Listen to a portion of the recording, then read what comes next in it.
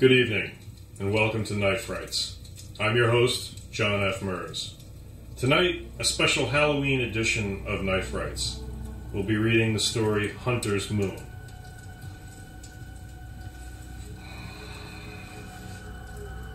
I sat by the fire that night of the full moon, sipping a cocktail and losing myself within the pages of Poe as the fire licked its way through the logs on the hearth.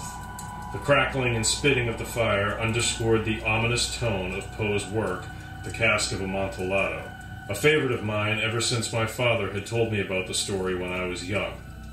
But that was years ago, and my father was long gone from this world and off to whatever lay beyond. And while I missed him greatly, I felt fortunate that his love of Poe had been handed down to me, along with his collection of first editions featuring the scribe's work. I was midway through the next page when I heard what sounded like an absolute catastrophic crash outside on the grounds that bordered my property. Tucked as I was onto the backside of conservation land, my home was remote and spaced far away from neighbors. I liked that aspect greatly because I had reached the age when I had no need for knowing that Tim and his wife were getting a divorce or that Bill had just purchased some new power tool. I wanted to be left alone, and frankly, the way my house was situated afforded me the privacy that I preferred. When I was home, I was left alone to do as I wished, such as reading by the fire. And when I was abroad, doing the work that was necessary to ensure freedom, no one knew as much. But the crash had startled me nonetheless, and I looked instinctively toward the rear of my house. What on earth could have caused such a crashing sound? It wasn't as if something had impacted, but rather that something had torn through the pines and oaks lining my property as if they had not even existed. I placed the book down and took a quick sip of my drink before heading to the door to my porch, where I sometimes sat in the summertime. The screen was small enough that it prohibited mosquitoes, and yet still allowed for cooling breezes. I'd enjoyed many a bottle of wine on the porch. I pulled back the interior door and headed out. It was utterly dark, and I knew it would take my eyes several minutes to acclimate to the darkness. The moon had not yet risen, and when it did, the night would turn into an eerie blue daylight nearly, enabling anyone to see if they wished. I stood on the porch and heard nothing. A sudden silence had dropped over the entire area like a thick woolen blanket one might pull up over their heads on a cold winter's morning, seeking to block out any and all drafts, or even forget that the outside world existed at all.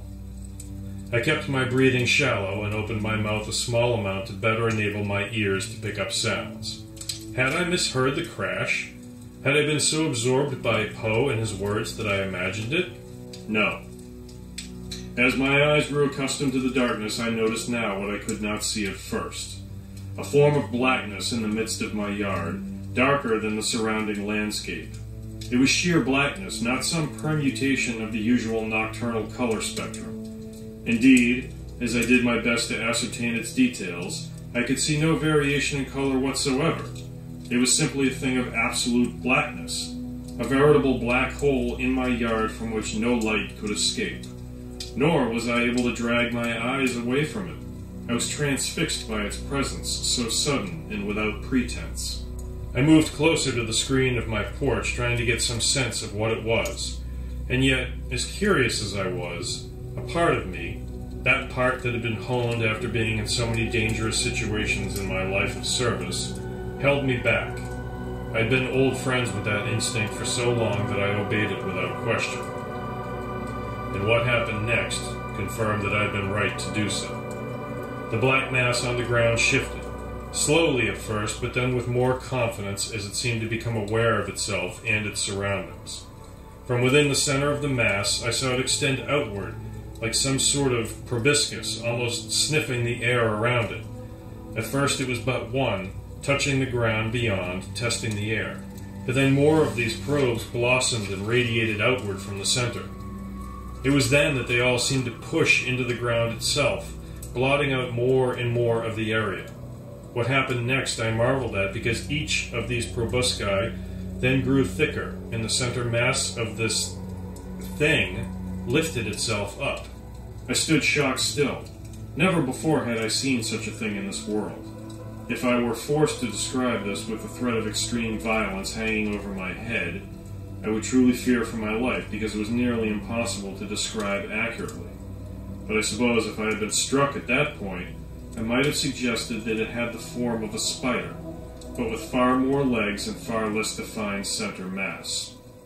It was indeed nothing but a blob, held aloft from the ground by legs that could only be called such with the barest of definitions. The form moved then, each leg picking its way across the leaf-strewn ground, but it was slow and hesitant, almost as if it was trying its best to discover what it was capable of, or perhaps remember what it had once been before it crashed into my yard. Without thinking, I glanced skyward. Had this thing dropped forth from the heavens? Was it some sort of extraterrestrial being sent to this planet to explore? Or had it sprung forth from another dimension, or some portal opened up by a nefarious accomplice in this world? Whatever its origins, I would be hard-pressed to say it was anything of this world. I had never in all of my travels laid eyes on such a thing. True, given the absence of light save for the moon rising in the west, it was near impossible to adequately describe it. Perhaps in the light of day, I would be able to fill a volume on its appearance alone, but such was not the case here and now. Indeed, I felt more confident describing the sensation I had watching it. There grew a sense of dread, of ominousness, that emanated forth from this thing, the way blood might spill forth from a slain man. Without speed, yet without hesitation either. The viscosity of blood being what it is, the spread would resemble a thick syrup, oozing forth and coating everything as it spread ever outward. Such was the dread that crept toward my feet now and made its way up and into my body, like cold spreading forth from a hand gripped about my ankles and inflicting itself upon the rest of my body. I could almost feel the dream rising within me as this thing continued moving this way and that about my yard. I had no inkling if the thing had any sense of me in that moment. I had remained utterly still and not moved ever since its legs had pushed it off the floor of my yard, giving itself mobility. Perhaps my lack of movement rendered me merely part of the background. Perhaps it cared little for whether I was sentient or not. And yet, I had the sense it knew that I was there. But at that point, it was unconcerned with my presence. There were bigger priorities with which it occupied itself. As I watched, its movements grew ever more confident. I did not know, of course, if this was true, and I can only recount thinking such because of the ease with which its movements improved. Whereas moments before, it seemed as able as a newborn fawn, it now seemed intent on testing itself, flexing this way and that as it moved about my yard all the more.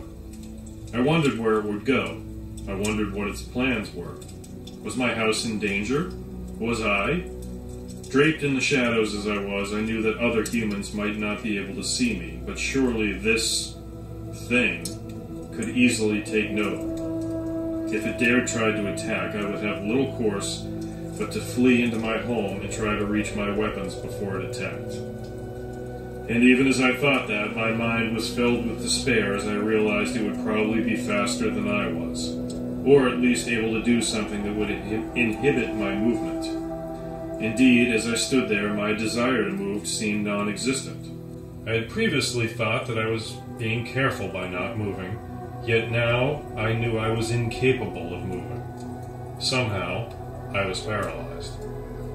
How had it managed to do this? My fear was not so great that I suspected myself of inflicting this effect upon me. There was no other explanation for my inability to move than the thing that had somehow rendered me incapable of doing so. From what source could such power spring forth? Imagine being able to reach forth with nothing but the mind and render an enemy impotent in a way such as this. I marveled at it while simultaneously fearing what might happen to me next. It was then that I heard yet another crash, but this one was further away than my yard. The effect on the thing in my yard, though, was immediate. It drew itself back and in, the legs vanishing as it sank back toward the ground of my yard. Smaller now, it seemed to shrink in and on itself. The impression I got was it was trying to blend in as best it could. I knew then that whatever the source of the new crash was, it was not a friend, but instead an enemy. I heard more crashing about in the underbrush that bordered my yard. It was then that I was able to turn my head just enough to catch the movement on the periphery of my vision. And a shadow emerged from the canopy, standing right at the edge of the tree line where I had a line of rose bushes packed with thorns.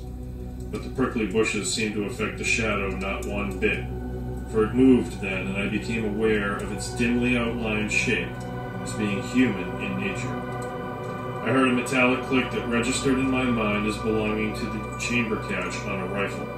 It was too similar to discount as anything, but even though I knew the sound did not belong to any of the hundreds of weapons I'd fired during my time abroad in service to my nation.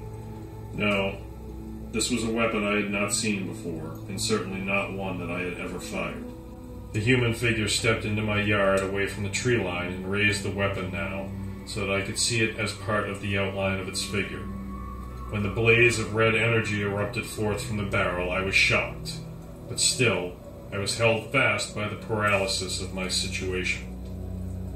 The red energy lit up the backyard, illuminating everything around as it seared through the air and blasted into the black ooze yards away. The effect was immediate. There was such a plaintive shriek that my brain recoiled as waves of pain engulfed me as if I had been the target instead of the black ooze itself. I felt faint, as if I might lose consciousness at any moment, but I endeavored to cling to consciousness as I might had I been suspended from the edge of a cliff with only a tree root to stop me from plummeting to the crashing surf far below. I had to see how this would end. I had to. The figure stepped closer now and fired another blast from his weapon. I had no idea if it was a man or a woman or something simply indescribable, but the laziness of applying a gender to the figure somehow was a small comfort to my embattled brain at that moment. The ooze shrieked again. Surely my neighbors, even being as far away as they were from my property, would hear these inhuman cries and wonder what they could possibly be. But even as I thought that, I knew that it would make no difference. I'd heard enough animal cries in my time to know that raccoons could sound like weeping babes, and that anyone who was used to such things would simply discount them as being natural. But this, what was happening before me right then, was anything but natural. Or was it? The shrieking died then, and the figure stepped closer to the black ooze, his weapon humming vaguely with a soft amber glow about the barrel. I had seen prototype energy weapons before, but nothing this sophisticated. My mind struggled to make sense of what I was seeing, but it could not. The only logical conclusion was one that I was not yet ready to accept. I heard the figure chuckle then, except it sounded less like a chuckle and more like a growl, but I knew it was not that. He stepped closer. And that was when the black ooze on the ground erupted outward in his direction, enveloping the figure almost immediately. I heard the report of his weapon firing again and again, but it seemed to no avail as the black ooze covered him completely, drowning out his wails even as he replied that he had been lured into a trap. A trap that would prove to be his ultimate demise. The weapon fired one last time and then went silent as the black ooze covered it as well, and the entire form fell onto the ground. There arose a sickening sound of sucking and slurping, the likes of which I had never heard before, nor would I ever be able to rid the sound from my skull ever after. It continued for several minutes before the black ooze receded away from where the human figure had been only moments before. In its wake, there was nothing left. Not even the strange weapon that the human figure had wielded. Everything was gone. The black form rested for perhaps a minute before it started to shift. It grew back to its original shape and volume, and I watched it start to almost pulse as it lay there on the floor of my backyard. And then, incredibly, a proboscis stretched outward from the center mass and snaked across the yard. My gut twinged as I realized it was heading in my direction. I felt a wave of fear encompass me. I had seen what this black ooze could do to a human. Was I destined for the same fate?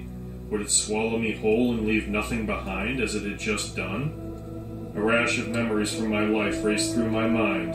Images of far-off places, battles, loves, successes and failures, all melded together in some sort of stop-frame animation, sped up 100 times too fast to register. And yet, it all did. I'd had a good life, I decided even as I watched the proboscis slide through the micro-screen that covered my porch and slid ever closer to me. If this was indeed the end, then at least the paralysis would enable me to meet it head-on rather than shrink away in fear. For I had never shrunk away from anything in fear before, but always run at it head-on. I was a warrior, after all, not some coward who hid in a corner. The proboscis was now on the porch with me, and it started to grow in height, first teasing my knees and then my waist until it was level with my forehead. Perhaps a 2-inch portion of it now bent toward me as if it was a crooked finger. I took a breath and felt it make contact with the space between my eyes. Everything shifted then as I felt a tremendous sense of vertigo, and the world seemed to go upside down and topsy-turvy all at once. Had I not been paralyzed, I might have easily fallen to the ground, which might have at least granted me some sense of stability. But as it was, I was frozen in place, forced to endure the bizarre melding and reshuffling of every aspect of myself as the creature's proboscis entered my head and explored. I saw things I hadn't thought of for years, but they raced by with such speed that I could scarcely grasp what they were until after they'd passed, and by then new images had already taken their place. My mind felt like it was constantly racing to try to catch up, but there would be no catching up. I was not in control of my own head, and feeling the creature probe it as if flipping through an old card catalog at the library was the most vulnerable I had ever felt before in my life. I was exposed, utterly and completely. How could this be happening? I knew not how the creature accomplished this, but it was clearly some sort of well-advanced thing in matters of mental powers. It seemed to lazily scroll through the chapters of my head as if searching for something, but what I could not tell. Or perhaps it wasn't really searching with purpose, but more out of curiosity. Perhaps I was the first human being it had ever come into contact with. Was that even possible? What about the human it had just seemingly killed? I felt a warmth overtake my head then, enveloping it in a soothing sensation. I closed my eyes and saw images that I cannot possibly explain verbally. There are no words in this language capable of expressing the sights that filled my mind. I was being shown things then, strange things, portals to other worlds, creatures that defied description, horrors and joys and terrors and thrills, the likes of which nothing I had experienced on Earth would ever compare to. As much as I had done, I realized it was merely minutiae in comparison to what this creature had seen, and what it had done. There was great violence in these images, but I came to fathom that the creature itself was not the cause of the violence, but more defending itself against the violence. Indeed, the images showed that the humanoid it had killed, and those like it, were the real cause, chasing the creatures and his ilk across time and space, trying to kill it wherever they found it. Hunters. But clearly they hunted for sport, and not for some grander ideal. The creature in my mind now showed me that whole worlds had been destroyed by these hunters. Whole civilizations had been scrubbed from existence by their bloodlust, until the creatures themselves started fighting back, which is what had just happened in my backyard. The hunter had become the hunted. In an instant, the soothing sensation was gone as the proboscis retracted from inside my head. I watched then as it shrank back down and oozed away from me, back through the screen and toward the center mass of the blackness. I could move then, and the sudden sensation of freedom in my limbs brought me to my knees as the rush of blood everywhere made my entire body tingle like a horrible case of pins and needles. I watched as the proboscis was reabsorbed into the center mass, and then the blackness seemed to pulse once more. There came a flash, and a blue circle materialized in my yard, like a portal, and the black mass oozed toward it. I watched as it slid through. Once more the portal flashed, and then was gone. Silence reclaimed the night. I walked outside of the porch to where everything had happened, but I could find no trace whatsoever. No footprints, no indentations in the ground, no disturbances even by the tree line. It was as if nothing had happened, and yet I knew all too well that it was real. Faced with this reality, I stood there as a gentle rain started to fall, and a cool breeze blew in from the trees, making me shiver. There are those things that lay outside the realm of our comprehension, and for good reason. Our minds, such as they are at this point in our evolution, are simply ill-equipped to process the greater realities that exist. As advanced as we think ourselves to be, we find greater solace in simplistic thinking. There is peace in ignorance, I concluded then. For the wars which rage across time and space are not for us to fight. Not yet. In time, perhaps, there will rise a new generation of warriors who can compete on those fields of battle. Until that time, a man would be foolish indeed to try to wage a war there, let alone comprehend all of the sights and sounds that had just been inside of my head. I turned and walked back inside of my home. The fire had died, so I put a fresh log on it, watching as the dwindling flames caught anew and the fire blazed back to life. I fixed myself a new drink, perhaps pouring a measure more than was typical. I sat back down in my chair and took a sip, relishing the flavor as it slid past my tongue and down my throat, warming as it went. I picked my book up again and began reading. There was safety in the words on those pages, and I had many more words to read before I would be able to sleep. That was Hunter's Moon, a special Halloween edition of Night Frights. I'm Jon F. Merz. Enjoy your Halloween, and thank you for watching. Good night.